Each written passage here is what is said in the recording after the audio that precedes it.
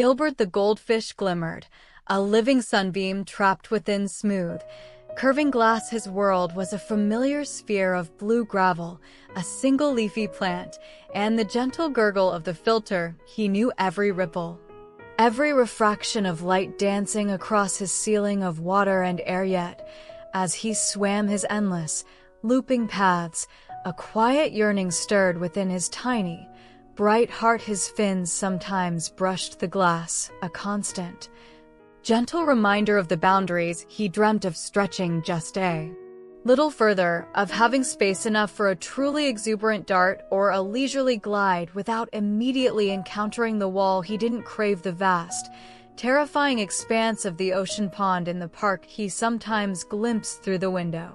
That seemed chaotic and overwhelming. No, Gilbert simply desired a little more room, enough space to feel truly free within his own safe world, a bowl where he could explore without feeling cramped, yet still feel utterly secure and contained. He expressed his longing in subtle ways only another creature of water might understand. He'd linger near the surface when the kind woman who fed him approached, his round eyes seeming to hold a question. He'd swim slow, deliberate circuits, just a fraction too close to the glass, emphasizing the confines. He'd watch the dust motes dance in the sunbeam that hit the shelf beside his bowl, imagining them as distant shores just out of reach. His gentle persistence wasn't born of complaint, but of a deep-seated, unspoken need for a touch more liberty within his aquatic home. He wasn't ungrateful.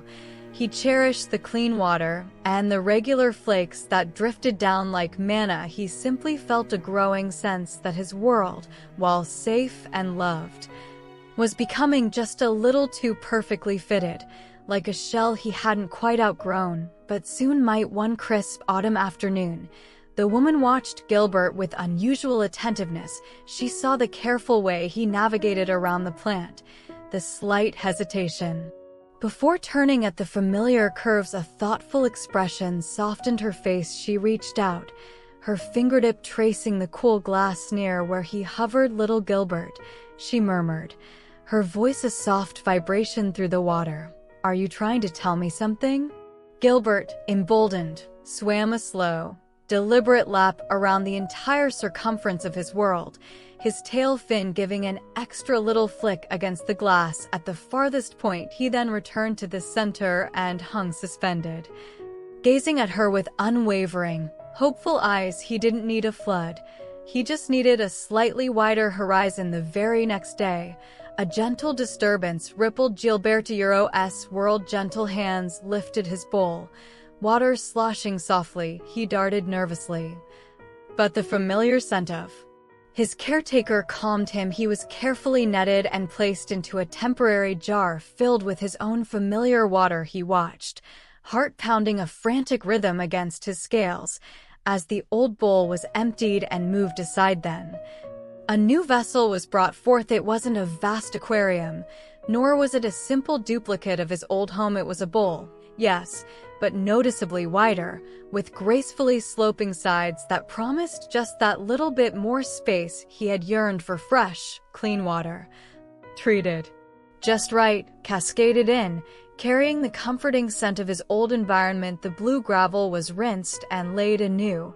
The faithful green plant settled back into place. It was familiar, yet undeniably expanded. When Gilbert was finally released back into water, it wasn't a shock, but a revelation. He didn't dart wildly. Instead, he drifted, suspended in the clear, cool liquid. He flicked his tail experimentally. One stroke, two strokes. He covered more distance than before without touching glass.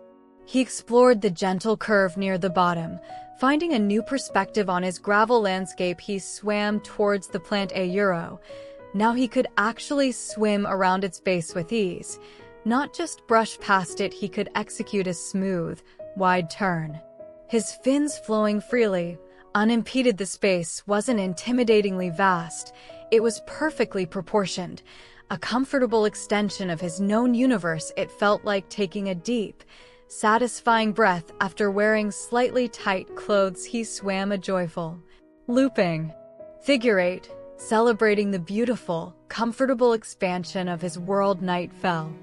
Painting the room in soft shadows, Gilbert rested near his beloved plant in the new bowl. The gentle hum of the filter was a familiar lullaby. He gazed out at the darkened room, no longer feeling confined, but perfectly nestled. The slightly larger bowl offered him the dignity of movement he craved, the freedom to glide and explore within a sphere that still felt deeply secure and intimately his own. He wasn't lost in emptiness. He was found in just the right amount of space. The yearning that had flickered within him was replaced by a profound sense of peace and belonging. He watched the reflection of the moon on the ceiling, a silent silver disk, feeling utterly content within his beautifully expanded, perfectly sized universe. The woman smiled as she turned off the light, leaving only the soft glow of the tank lights spilling onto the shelf. She saw Gilbert resting peacefully, no longer tracing the glass with restless energy, but simply being in his space. His contentment radiated like a quiet warmth. She understood then that his desire hadn't been for grandeur, but for the simple dignity of enough room to thrive comfortably within the boundaries of his safe, cherished world. Gilbert, in his perfect bowl, drifted into sleep, a tiny, shimmering soul finally at home in a world that was just big enough to hold his dreams comfortably, and not a drop larger than necessary. The gentle gurgle of the filter sang him a lullaby of perfect, peaceful proportion.